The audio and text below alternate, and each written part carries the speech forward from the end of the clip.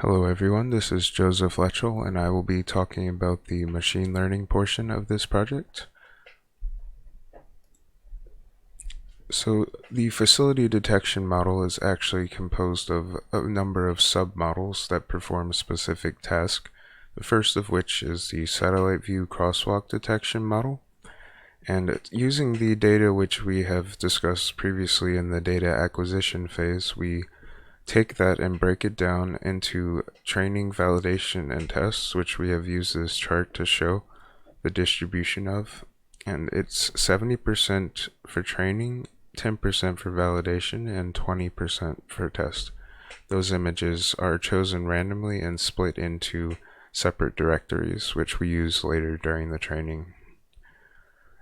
And so also this table organizes everything into positive for crosswalk in this case, negative for no crosswalk, and it shows the difference in the data sets before distance filtering and after distance filtering. And that distance filtering is simply the duplicate removal process, which we described earlier, as based on the coordinates of each location, which as we mentioned helps to decrease the amount of duplicates between the training and the test. After that process, there should be no more duplicates. So in order to perform any sort of machine learning, we have to start with a model. And the model that we chose was a convolutional neural network known as VGG16. That was the starting point for this project. And it basically is able to just take each input image and simply give a classification for whether there is a crosswalk or not, or a sidewalk or not. And the reason we chose VGG16 was simply because of its adaptability. It's a general architecture that is pretty well known and studied, and it's relatively simple compared to some of the more advanced architectures which have come out recently. And it offers a good balance between performance and the interpretability of the model, because we are looking at taking the model and going a little bit farther than simply producing results with it. So basically the model is out of the box with a few modifications to the output layer, and all of the layers were kept using their pre-trained weights from the ImageNet dataset, which is a competition that was done with about 1,000 image classes. It basically means that the network is trained on a wide variety of different objects, and it's able to adapt quite well to our case of crosswalks with just a few modifications during training. So in order to quantify these results, we use accuracy as the primary measure. And basically it's broken down into 4 components, where true positive is crosswalks or sidewalks detected as actual crosswalks. True negatives are non-crosswalks detected as non-crosswalks. And false positives are non-crosswalks detected as crosswalks. False negatives are crosswalks detected as non-crosswalks. So it's basically the split between your correct predictions and your incorrect predictions, and which category those fall into. So just organizing our results, we chose to use something called a confusion matrix here on the right. And basically, when you look at this, the first thing that you're looking at in this kind of diagram is whether the results are concentrated along this diagonal, which is what you're aiming for. On the bottom we have the predicted labels, which is what our model will have predicted, and the true labels, the actual correct value for the images, is here on this axis. So matching the positive predicted label to the positive true label will give you a true positive. And the other side, matching the negative predicted label to the true negative label will give you true negatives. And so if you take that, you can actually add up all these 4 components into the accuracy calculation and get the value for accuracy.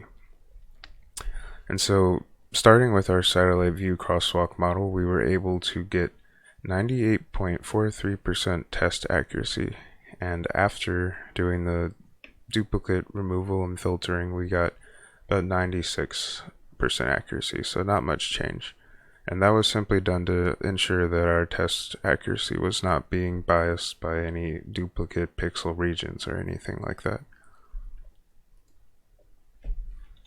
And so starting with the satellite view sidewalk detection model, which was the switching from detecting only crosswalks to detecting sidewalks now, we have a similar breakdown here, which you can see listed over here, but you may notice that the data set is much larger.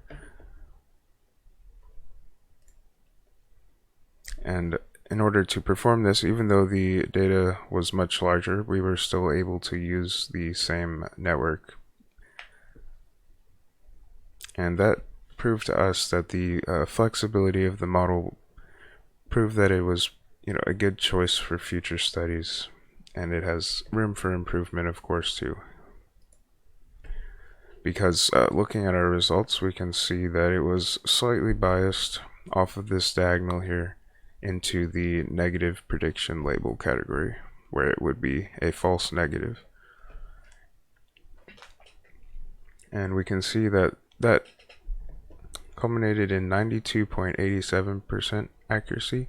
And actually looking at the data, we discovered that most of the cases of this were due to occlusion caused by the sidewalk being blocked by a tree or just a shadow or something like that. And so in order to handle that problem, we moved on to our ground truth checking model, which performs occlusion checking by simply taking a image which is highly occluded and combining it with a prediction from a new model, which is able to analyze images at the street view level. And so doing this, really the goal of this is to take an area that has highly occluded or otherwise poor quality aerial imagery and supplement the predictions with a capable street view model. And once you have images of both locations, these are both images that correspond to the same location. We take the prediction for the satellite view model, which you can see is split into two numbers, where the first number is the percent probability that the model thinks there is not a sidewalk or crosswalk in this case, and the other positive prediction is the same number describing the possibility of there being a crosswalk. And so you combine those two models, you can see that the aerial model is much more confident that there is not a crosswalk, and the street view model, which has a much clearer view of the area here, is very confident that there is indeed a crosswalk, so it marks positive. So simply combining these in a simple soft voting combination, we can see that it results in the positive prediction being a little bit larger, and that in the case of our combined C model here, which we call the ground truth checking model or the occlusion checking model, is actually correctly identified as a positive case or a crosswalk.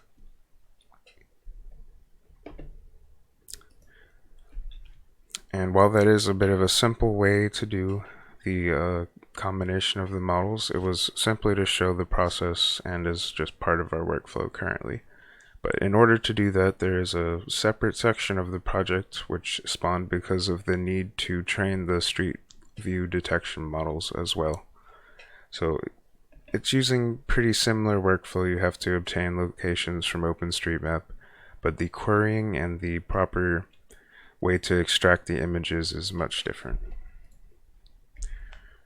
So the first problem that we face is, instead of using simple aerial photography, we are now using a street view panorama, which is of course a 360-degree image that you need to take a slice of. So looking at this specific location, we can see that the crosswalk is in view, but we need to pick a portion of that which is the input size of our network, which is 224 by 224 pixels. And if you simply take this and look at the default heading, you will see that it's simply turned off to the left here and is looking at a tree or anything out of the view of the road. And that is because when you make the request to the Bing API, you will receive the default heading of 0, which is north, and that the heading in this case is referring to the direction that the camera is facing, with north as the reference. And so using that information, we can perform a couple of simple calculations that will give us the correct heading that we need to turn the camera to face.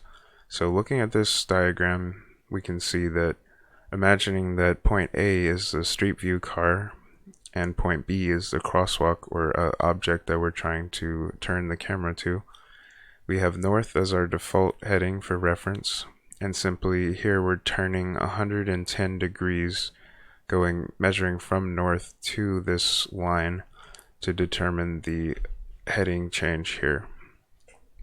And so that's done with this formula, which basically uses the angle here as measured by the atan2 function here, which you can look at the triangle yourself to determine the actual value, but this is simply taking the bit of a transformation, which is based on a approximation of the Earth as a sphere instead of actually using straight lines.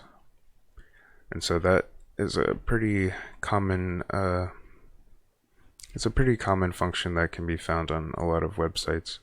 But the end goal is to find out the actual heading that we're turning the camera to. And once we do have that, we can see here that we calculate the heading to be 205 degrees, and you input that and you are able to actually have the crosswalk in view. But now the problem is that the street view car is sitting directly on top of the crosswalk, and we choose to handle that by simply using the reverse heading, which is shown here, the back heading or back azimuth, and that will give you the direction to go backwards along the street, or roughly along the street, along the vector that the car was traveling in the data. And that will give you a better view of the crosswalk. At least you won't be completely blocking it anymore. So comparing the final result to the default heading, you can see that we actually now have a crosswalk in view, which is now a usable image compared to this. And so now you have street view images for crosswalks. We just wanted to show everything. This is what the images actually look like in our directories where we store them. These are crosswalks from the street view, and these are not crosswalk examples, also from street view. And for sidewalks, you can see that there is some some mix between crosswalks and sidewalks, but that's no problem because we're focused on separate things for separate models. These are areas that have sidewalks, and these are areas that do not have sidewalks. And this is simply showing a breakdown of the sample acquisition for street view. And so now we move on to the external test, and the point of this is to show that using an external area will help us also be sure of the fact that we're not testing on any of the same areas that our component models were trained on, but also to combine that with the test of the combining the aerial and the street view into our occlusion checking, ground truth checking model. So starting with here, we can see that the problem with the aerial dataset is that it's highly occluded, with 54% of the crosswalks being occluded, 60% of even the non-crosswalk images being occluded. And looking at the street side data, we can see that it is 24% occluded only. So essentially the street side or the street view data here is of much higher quality. And this is, of course, a very small manually curated dataset done by myself, which only had about 600 or 700 images. And in order to look at this and appreciate the difference, other than just looking at accuracy, we chose to include a couple of additional metrics which are pretty commonly used, called precision and recall.